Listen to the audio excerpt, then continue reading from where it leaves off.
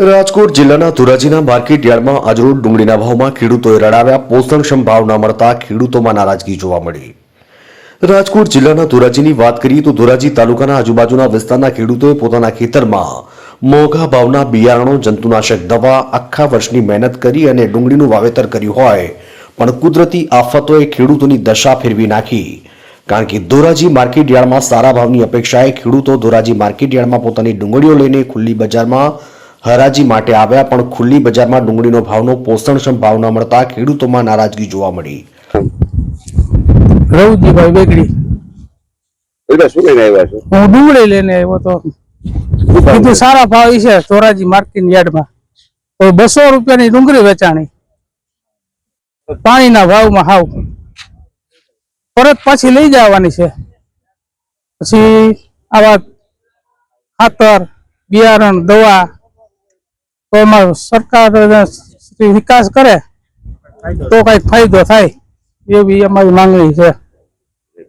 મારું નામ કાંતિભાઈ ગોકરભાઈ ઓરા, મોટી મૂણભરી ડુંગળી લઈને અમે ધોરાજી યાર્ડમાં આવ્યા છીએ। પછી ડુંગળીની હરાજી ચાલુ થઈ, ભાવ 200 રૂપિયા મૂકાણો।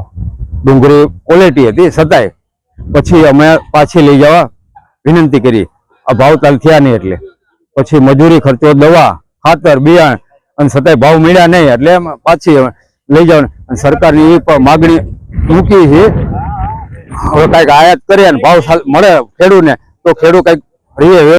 ધોરાજી માર્કેટ યાર્ડમાં 1 કિલો મણનો ભાવ 200 થી 400 થી 500 સુધીનો ભાવ હરાજીમાં બોલાવ્યો। જે રીતે સારો માલ હોય તો સારા ભાવ અને સામાન્ય માલ હોય તો તેનો ભાવ તળિયો હોય તેવા ડુંગળીના ભાવ ખેડૂતોને મળ્યા પણ આ ભાવ ખેડૂતોને પડદા પર પાટું જેવી પરિસ્થિતિ નિર્માણ થઈ। ભાઈ બામણ ગામથી ડુંગળી લઈને આવ્યા છે। આ ડુંગળીમાં અત્યારે બજાર બહુ ઓછો છે, ખેડૂતને આ બજાર પરવડે નહીં। જો સરકાર ડ્યુટી ઘટાડે તો ખેડૂતને પોસાય, નકર આ ખેતી કરવી ખેડૂતને પોસાય નહીં।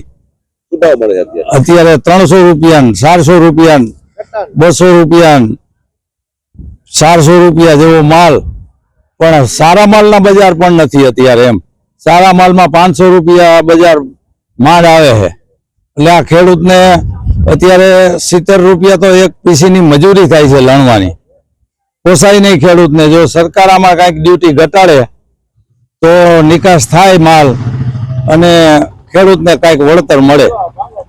હું દીપકભાઈ વ્યાસ, ધોરાજી માર્કેટિંગ યાર્ડ। હા, ધોરાજીની અંદર 300 થી લગાડીને 650-60 રૂપિયા સુધી ડુંગળી મળી રહી છે, જે છેલ્લા 3-4 દિવસ પહેલા એની અંદર આનાથી 100 રૂપિયા વધારે ખેડૂતોને મળી શકતા હતા। એનું કારણ એ હતું કે ઉત્પાદન પ્રમાણમાં સારું હોવા છતાં પણ જે ક્વોલિટી આવતી હતી એ સારી હતી અને હાલ પણ ક્વોલિટીને કારણે થોડા ભાવ નીચા ગયા છે। બીજા નંબરની અંદર એ કે ગવર્મેન્ટ દ્વારા જે એક્સપોર્ટ થાય છે એની અંદર 20% ડ્યુટી છે, એ જો 20% ડ્યુટી કાઢી નાખવામાં આવે તો જોઈએ એવા ભાવ મળી રહ્યા। 20% અત્યારના હાલના ભાવે ખેડૂતો માટે મહત્વના કરી શકાય।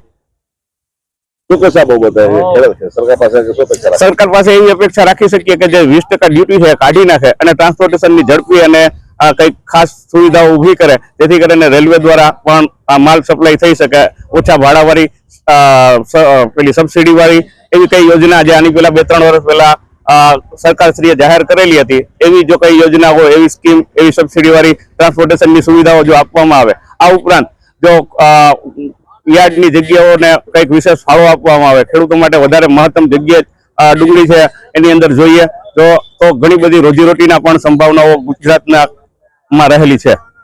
ખેડૂતો આ ભાવને લઈને અસંતોષ જોવા મળ્યો ત્યારે ડુંગળીના ધોરાજી માર્કેટ યાર્ડના વેપારીએ જણાવ્યું કે સરકાર દ્વારા ડુંગળીમાં જે એક્સાઇઝ ડ્યુટી લગાવવામાં આવી તેને ડુંગળીના ભાવ અને નિકાસમાં ભારે મુશ્કેલી પડી રહી હોય તેને કારણે ડુંગળીના ભાવ તળિયે જોવા મળ્યા।